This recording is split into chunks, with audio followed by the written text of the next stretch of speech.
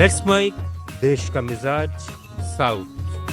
तमिलनाडु का bullet train सपना अब हकीकत के करीब पहुंच गया है।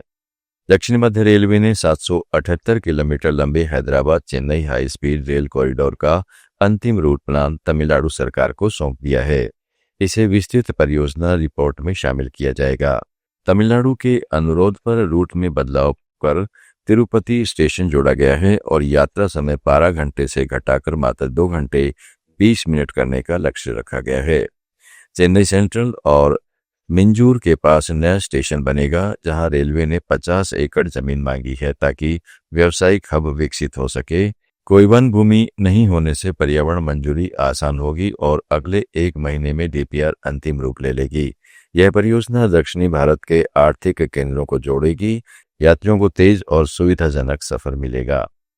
कर्नाटक में सत्ताधारी कांग्रेस के अंदर सत्ता साझेदारी को लेकर बढ़ते विवाद के बीच मुख्यमंत्री सिद्धरामैया ने बेंगलुरु में कांग्रेस अध्यक्ष मल्लिकार्जुन खड़गे से मुलाकात की।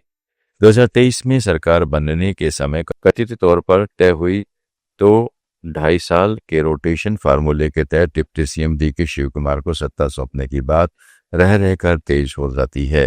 हालांकि सिद्धरामैया के नेतृत्व परिवर्तन की अटकलों को मीडिया का बनाया हुआ करार देते हुए कहा कि हाईकमान का फैसला सबको मानना होगा।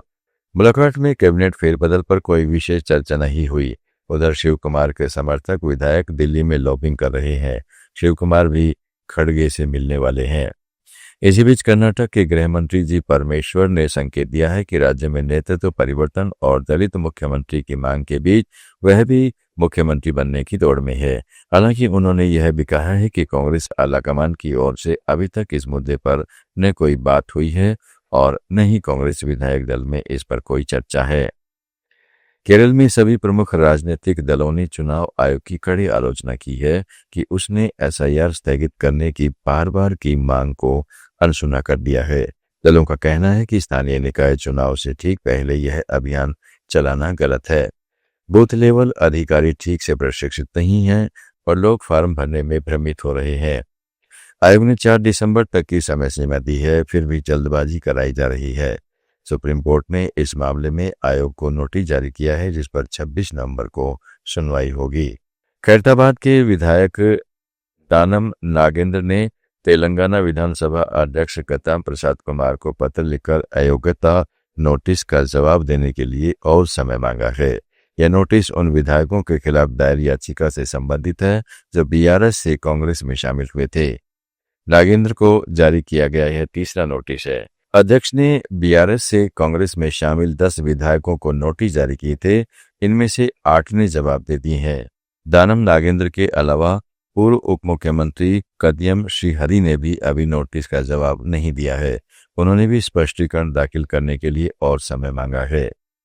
आंध्र प्रदेश के जल संसाधन मंत्री निमल्ला राम नायडू ने वाईएसआरसी अध्यक्ष वाईएस जगनमोहन रेड्डी पर मुख्यमंत्री एन चंद्रबाबू नायडू को पत्र लिखने के लिए निशाना साधा है। गगन रेड्डी ने अपने पत्र में कृष्णा नदी जल विवाद न्यायाधिकरण 2 के समक्ष आंध्र प्रदेश के हितों की रक्षा करने में विफल रहने के लिए एनडीए गठबंधन सरकार की आलोचना की है।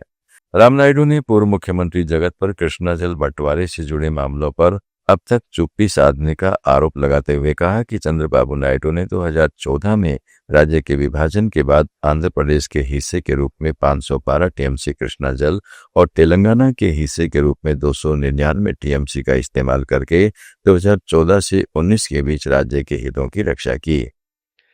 तेलंगाना सरकार ने हैदराबाद औद्योगिक भूमि परिवर्तन नीति को मंजूरी दे दी है।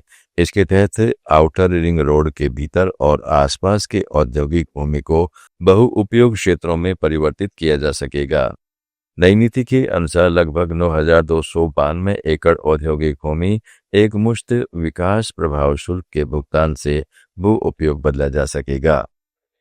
अंडमान निकोबार के विजयपुरम में श्रमिकों के अधिकारों के लिए बड़ा प्रदर्शन हुआ। Centre of Indian trade union से जुड़ी एसएनवीएमएस यूनियन के सैकड़ों दैनिक मजदूरों ने एपीडब्ल्यूडी के चीफ इंजीनियर कार्यालय के बाहर धरना दिया। जुड़े रहिएगा लेट्स माइक के साथ।